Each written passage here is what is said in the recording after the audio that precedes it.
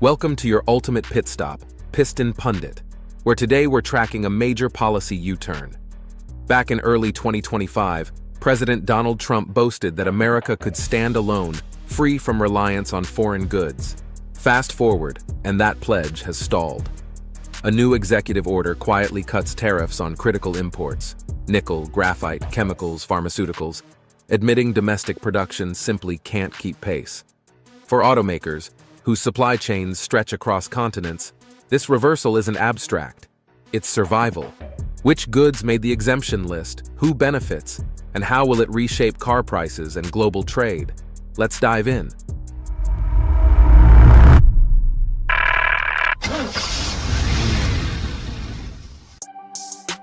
The tariff reversal. What's really changed? In a dramatic shift, President Trump has abandoned his hardline tariff stance, signing an executive order that slashes duties on dozens of essential imports.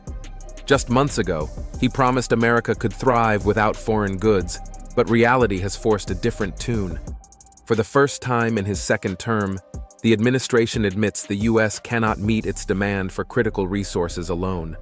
The order exempts more than 45 categories of goods from earlier levies, including nickel, gold, natural graphite, pharmaceutical compounds, and key industrial chemicals. Even LEDs and specialized magnets, vital for EV batteries and renewable energy, are on the list. Yet these breaks aren't free. Only aligned partners willing to strike reciprocal deals will benefit. Nations like Japan and the EU are first in line.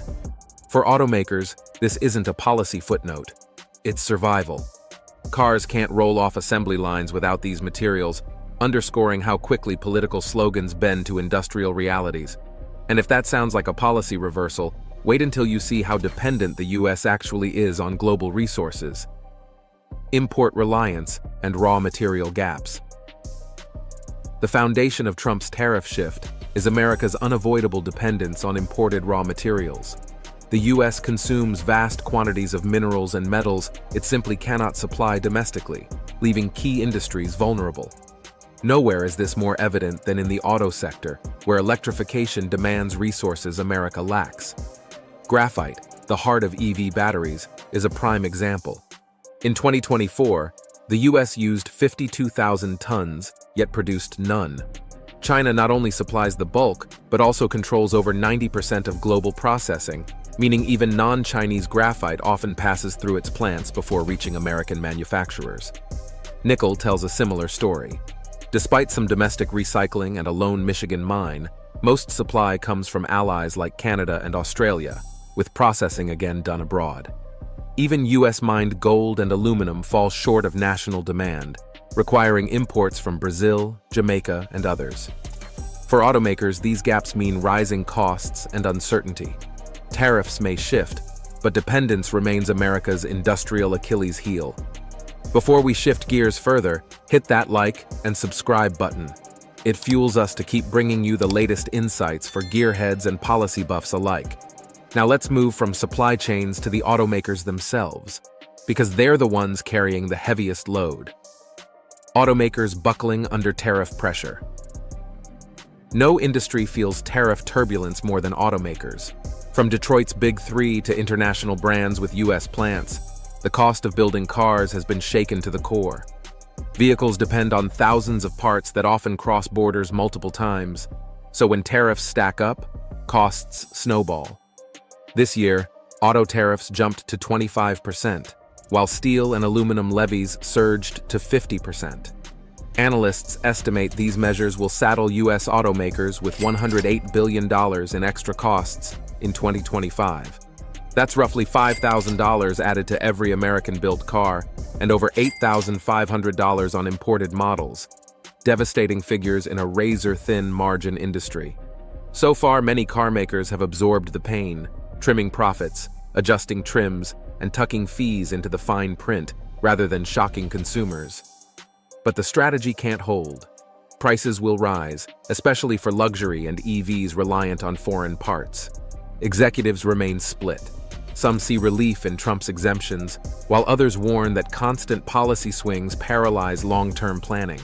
And while automakers feel the immediate squeeze, the global chessboard of trade partners shows us who really wins and loses. Partners, deals, and reciprocal trade. Trump's executive order makes one thing clear: tariff exemptions are leverage, not giveaways. Only aligned partners willing to make reciprocal concessions qualify, sparking a wave of trade activity as countries race to secure favorable terms before their industries are sidelined.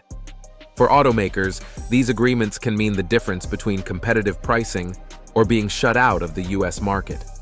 The European Union and Japan moved quickly, cutting deals that reduced auto tariffs to roughly 15%. South Korea followed, winning relief on vehicles while pledging new US investment. India, once slapped with a 50% penalty for Russian oil ties, may soon see duties fall to 10 to 15%. Taiwan, too, reports progress as it pushes for relief from its 20% tariff. This patchwork approach rewards those at the table but breeds uncertainty. For global automakers planning years ahead, unpredictable tariffs turn long-term strategy into a gamble, leaving the industry navigating an unstable trade landscape. But even beyond international negotiations, these shifts trickle down to the one group that feels it most directly: consumers. Consumers, costs, and what lies ahead. In the end, every tariff tweak lands in two places: automakers' balance sheets and consumers' wallets.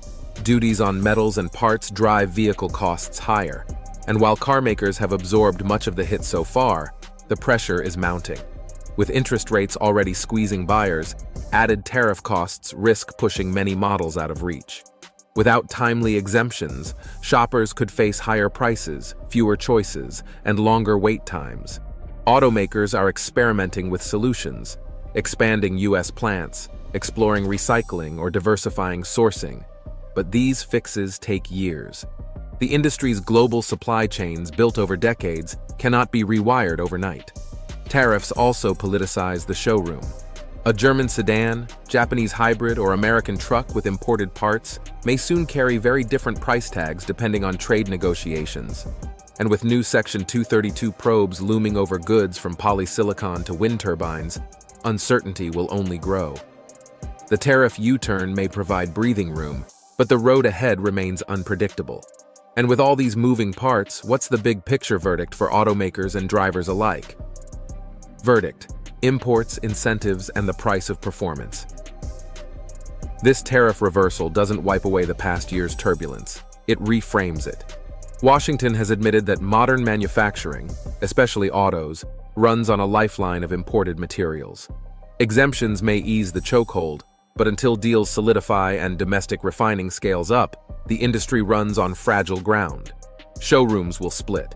Cars tied to privileged supply chains will stabilize, while those dependent on penalized inputs remain volatile.